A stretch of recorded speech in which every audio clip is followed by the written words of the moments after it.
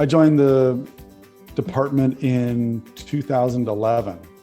And prior to that, I was an associate professor in educational leadership and policy studies at Iowa State University.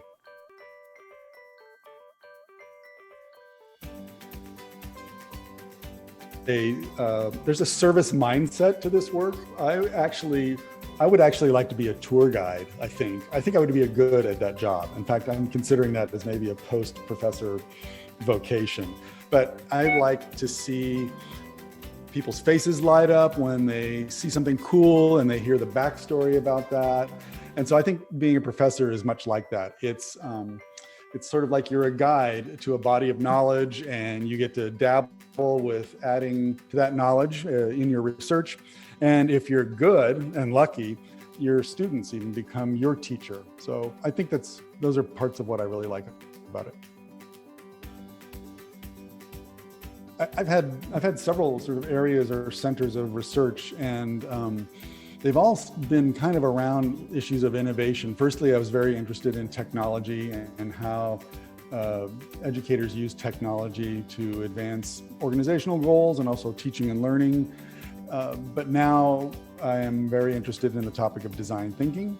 And my research centers on how and why people are drawn to apply design thinking, and also what happens then when they do apply it and when they use it. So I like to look at ways in which teachers are thinking about using design thinking to crack wicked problems in schools, but also in my courses, in my one course, Design Thinking in Education, where I teach novice design thinkers to apply design thinking. I like to look at and study the ways in which they approach problems after being exposed to design thinking, and what lessons we can learn from that to improve our own work. Well, I've probably two, and it's probably it's an unfair answer, because right now, because of my administrative duties in the department as chair, I have a course release. So I'm teaching 2 classes per year, 1 per semester. And so those are my 2 favorites right now, because I've been doing that for about 4 years. And one is Design Thinking in Education, EDL 571. And I like that course because it's on the topic of design thinking, which is near and dear to my heart, but also because the course is constantly changing, and it keeps me challenged in trying to think about new and better ways to teach the topic. It's also field-based, where we bring in a partner or a client and we apply design thinking to a challenge they're experiencing. So it's really rewarding in the fact that we get to try to make a difference for some groups' lives, either an on-campus group or a community group. And then the other course I'm teaching now is called EDL 621, and it's it's ELS 621, excuse me, but it's the second course for the EDD doctoral cohort in their dissertation writing. And I really like that course because it's the point in time where we really work on the discovery process of using a research methodology to answer a question, and it's when the students are really diving into their questions, and so it's really rewarding for me to bring those methods and techniques to life in the vein of their own challenges that they're trying to solve.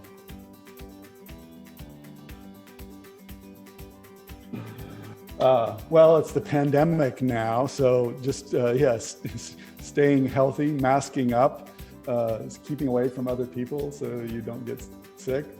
But also, I think that's a great question. The older I get, I think it's just some simple mantras of appreciating every freaking minute I've got left, I think. We have 6 kids in our blended family, 4 daughters that I brought into our marriage. And, lately I think I've been trying to figure out how to impart what I've learned from 5 decades of life to my kids. And of course it's impossible, but I think that's invariable. As people get older, you start to think like that. I start to realize how hard it is to say to your kids, well, I've seen that before, or this happened to me too, or I see something coming towards you and I know what's going to happen, but there's no way you're going to believe me. And of course I never get around to saying those things, and I don't think they'll believe me anyway, but that's that's what I've been trying to figure out. Is I think it's important for me to figure out how to impart any kind of life lessons I've had, and so, but I haven't perfected that yet. But that feels important.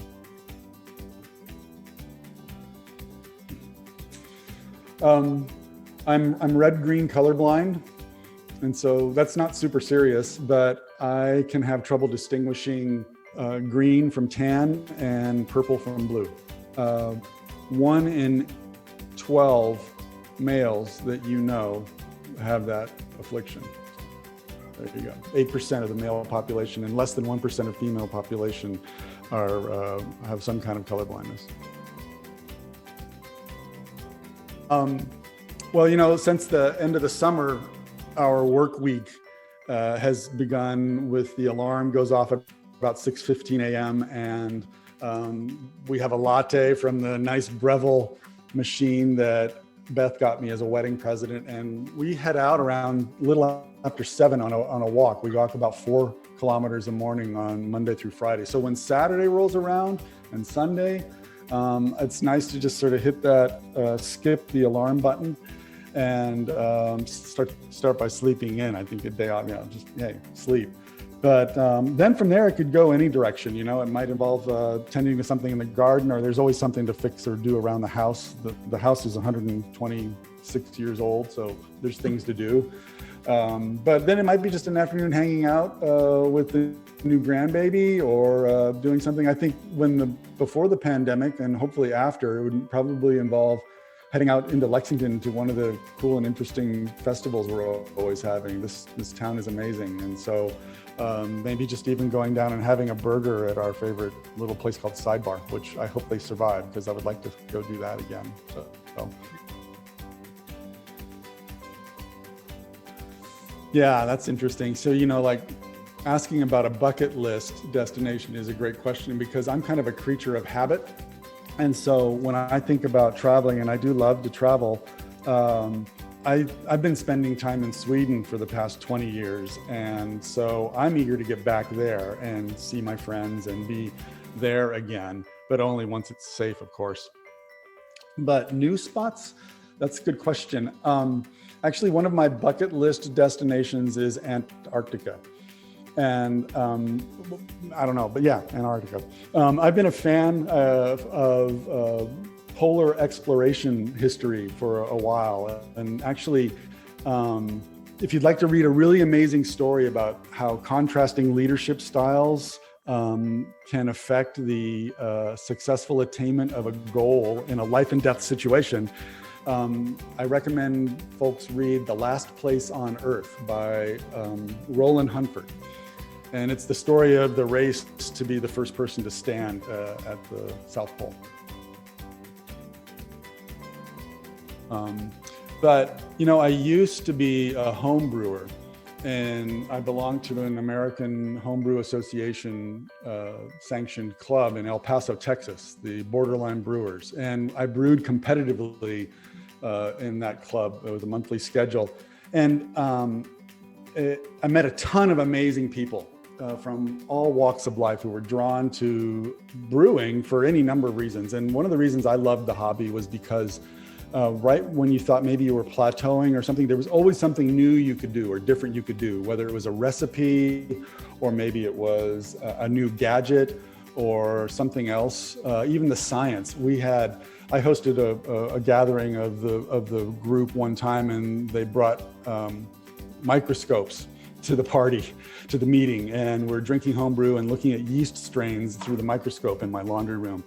And so, but if you want to see what I mean, folks can go Google the following. They can Google "why brewing is a geek's dream hobby," and you'll see what I mean. That's led me now, I think, to cooking. I love to cook now, and I love my access to the New York Times app for cooking, and I'm always looking for a new recipe that my family's going to fall in love with that I can repeat, and because food is love, right? So, but yeah, so I think cooking is now my hobby. I'm trying to, besides a textbook or something I'm preparing for class, that's a challenge. But I thought of 3 things I've read lately. So I just read No, You Shut Up by Simone Sanders, who is the new chief spokesperson for Vice President-elect Kamala Harris. And she was a spokesperson for the Biden campaign. And so really, really great book, great story about how this bright young person has come along and made their way into as a Washington insider and power person. So I recommend that. I just read Bird by Bird by Anne Lamott, a great book on writing. And the one I read right before that, because I got a Kindle, so it's like now I can just have the books in front of me. 30 Days to Better Thinking and Better Living Through Critical Thinking. I know that sounds like some kind of cult, but it's by Linda Elder and Richard Paul, and it's a great book on just how to be a better critical thinker about anything thrown at you in work or personal life. That's a tough one, I think. Everything seems so trite, and then and my family likes to make fun of me in a nice way because I can quote from movies and all kinds of things, but is it any meaningful? But one of the sort of a joke, but sort of not. One of the things that I've learned as I've started to do work in administration in the university is you've got to have kind of a thick skin, and you have to sort of listen to all kinds of opinions. So I do like something that the dude in The Big Lebowski says, and he says, yeah, well, that's like your opinion, man. And I find that that's a very useful mantra to have when people are coming at you with all kinds of ideas. I fly Boeing 727s. Yeah, but then I found out I couldn't because I was colorblind. Psytrance, blues, and yeah. Warm beach or a summer in Sweden. My favorite sport is baseball, to play and watch, I think. Although I wish they would televise the World Pillow Fighting Championships from Rohnert Park, California, but they haven't decided to do that yet. Is TV literature? How about, because I love good Nordic noir. You're catching a Nordic theme here, but I like the dark Swedish, Finnish, and Danish and Norwegian crime stuff. There's some good stuff out there, and then great British crime. And I'll rarely turn down rereading anything by Hunter S. Thompson. Marty's. Well, I alluded to it earlier with the Breville machine. It's a double shot latte every morning.